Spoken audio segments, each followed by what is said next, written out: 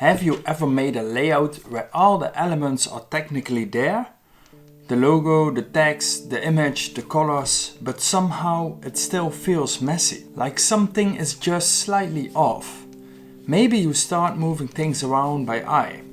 Little to the left, a little bit smaller, a little bit more spacing, and suddenly you've spent 45 minutes adjusting one title.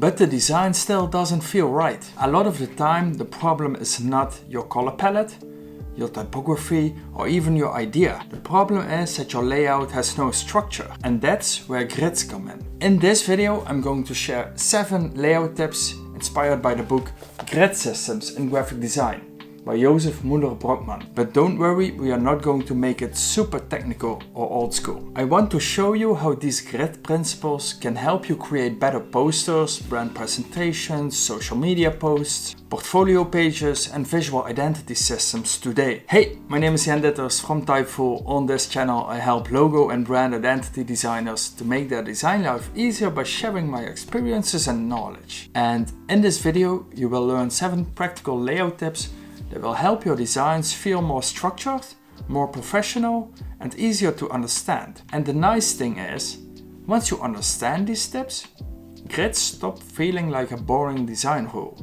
and they start feeling like a real useful tool. Because a good grid doesn't make your design less creative. It helps your creativity make sense. Tip 1.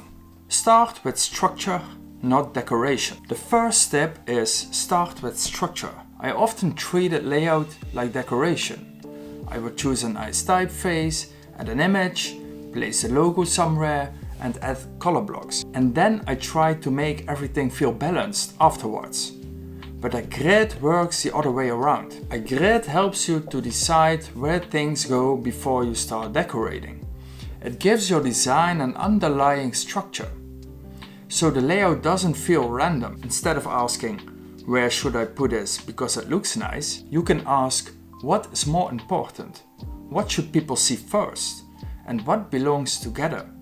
And how can I make this easier to understand? And that shift makes such a big difference. Because when your layout has structure, people can move through it more easily. Your design feels calmer, more intentional, and more professional. And it also helps you design faster, because you're not making every single decision from scratch. So before you start decorating the page, give the page a structure first. Even a very simple grid can already make your layout feel more designed. Tip 2. Let the content decide the grid. I think this is where a lot of designers go wrong.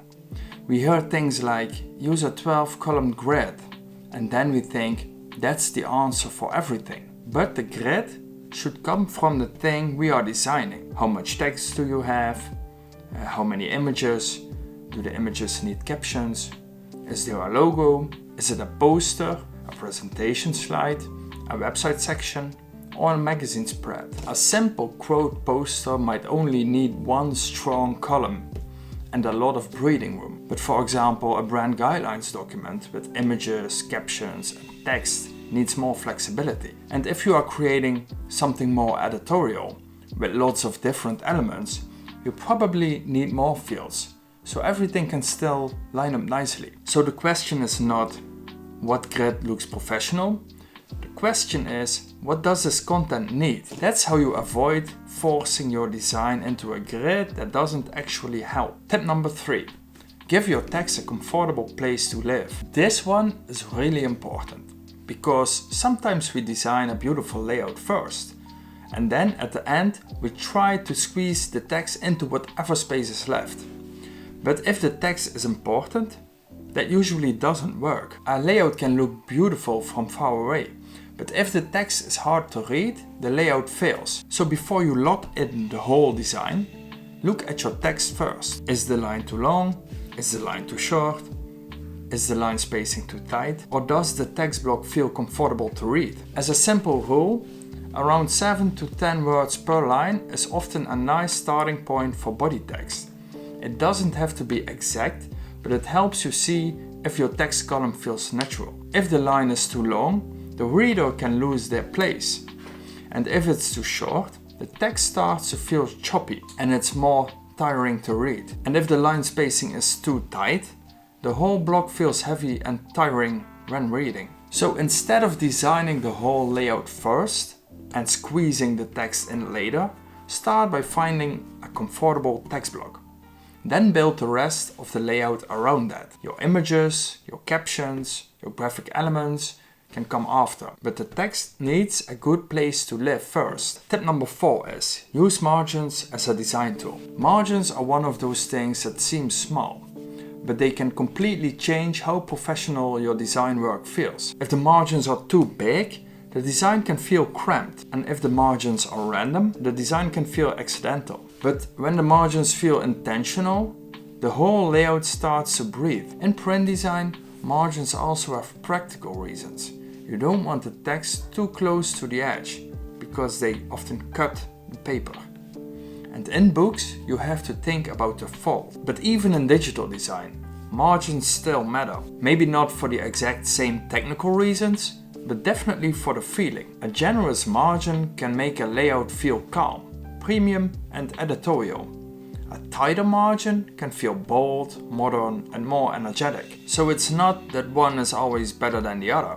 The point is that the margin should feel like a choice. So don't treat margins as leftover space. Treat them as part of the design. Sometimes the easiest way to make a layout look more expensive is not to add more, it's to give everything more space. Tip number 5.